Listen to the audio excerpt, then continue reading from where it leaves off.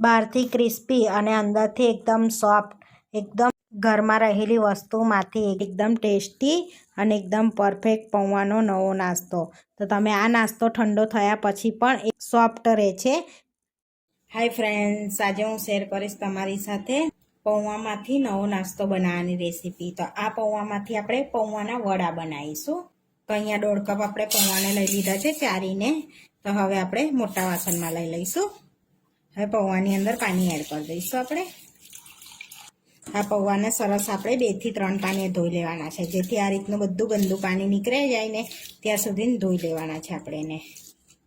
તો પૌવાને આપણે 2 થી 3 પાણીએ ધોઈ લીધા છે. તો હવે એની અંદર આપણે થોડુંક પાણી એડ કરી દઈશું. તો પૌવા ડૂબે ને એટલું આપણે પાણી એડ કરવાનું છે. અને હવે એને 5 જ મિનિટ રેસ્ટ આપવાનો છે, બહુ નથી આપવાનો, જેથી સરસ આપણા પૌવા પલળી જાય. તો 5 મિનિટ થયા છે અને સરસ આપણા પૌવા પલળી ગયા છે. જોઈ શકો છો, આ રીતના દબાઈએ છે તો એકદમ આપણે આમ લોટ જેવા થઈ જાય છે. હવે આ રીતની ચાયણી લીધી છે, એમાં આપણે ગાળી લઈશું બધું. તો આ રીતે આપણે દબાઈને પાણી પણ કાઢી લેવાનું છે પૌવામાંથી, સરસ એવું, જેથી કોરા થઈ જાય પૌવા આપણે.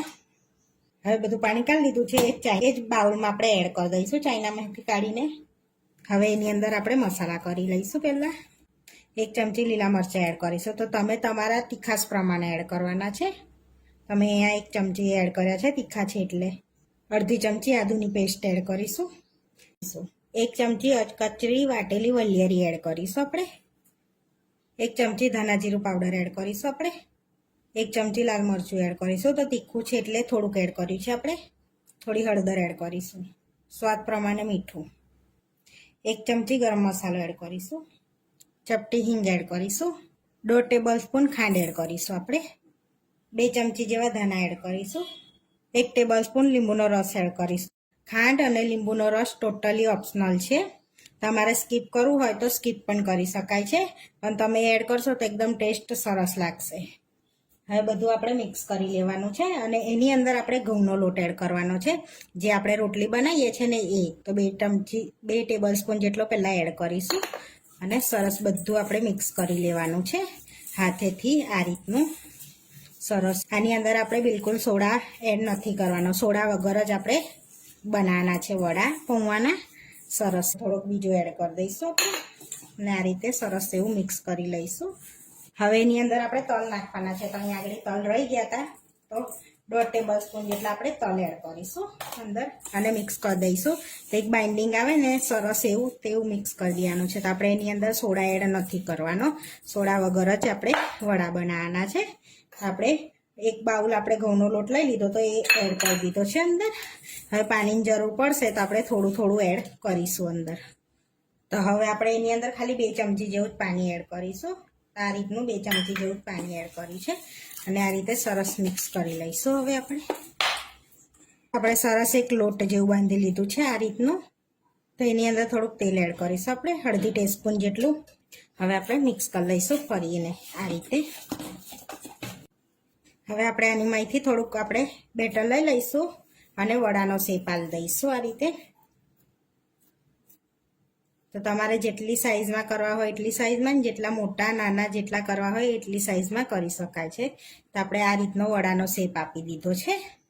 હવે આ રીતે બધા આપણે બનાવી લઈશું. તો આપણે બધા વડા પૌવાના વારીને રેડી કરી દીધા છે. હવે આપણે તળી લઈશું. તો અહીંયા આપણે તળવા માટે તેલ મૂકી દીધું છે. હવે આપણે વડા એડ કરી દેવાના છે આ રીતે અંદર. આપણું તેલ ગરમ થાય એટલે જેવો કલર આવે ને વડામાં ત્યાં સુધીને આપણે ક્રિસ્પી કરી લેવાના છે. તો આપણે વડા એડ કર્યા પછી ગેસને ધીરો રાખવાનો છે. વડા એડ કરતી વખતે ગેસ ફાસ્ટ રાખીશું, વડા એડ કર્યા પછી ગેસ ધીરો કરી દઈશું. તો હવે આપણે વડાને પલટાવીશું આ રીતે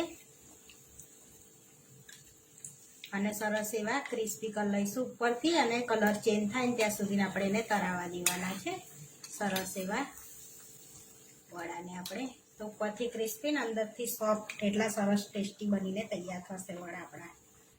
તો આપણે વડા સરસ એવા તળાઈ ગયા છે. તો જોઈશું આ રીતનો કલર આપણે રાખવાનો છે. તો બહુ ડાર્ક નહીં કરી દેવાનો, આ રીતનો જ કલર રાખીશું. હવે તેલ નીતારી પ્લેટમાં લઈ લઈશું આપણે. તો સરસ એવો અવાજ આવે છે ક્રિસ્પી.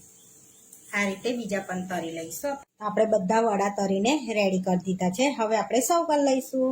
તો અહીંયા આપણે પ્લેટમાં વડાને લઈ લઈશું પહેલાં. તો જોઈ શકો છો સરસ એવા આપણા વડા બનીને રેડી થઈ ગયા છે પૌવાના, એકદમ ક્રિસ્પી અને સોફ્ટ.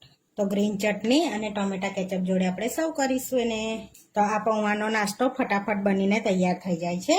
તો તોડીને બતાવું તો એકદમ સોફ્ટ અને ક્રિસ્પી તૈયાર થયા છે આપણા વડા પૌવાના. આપણા પૌવાના વડા બનીને રેડી થઈ ગયા છે. આવા વિડીયો જોવા માટે મારી ચેનલને સબસ્ક્રાઈબ કરો, લાઈક કરો અને શેર કરો, અને તમે જરૂરથી ટ્રાય કરો. ફરી મળીશું નવા વિડીયોમાં. કોમેન્ટ કરીને જરૂરથી જણાવજો કે તમને આ મારી રેસીપી કેવી લાગી.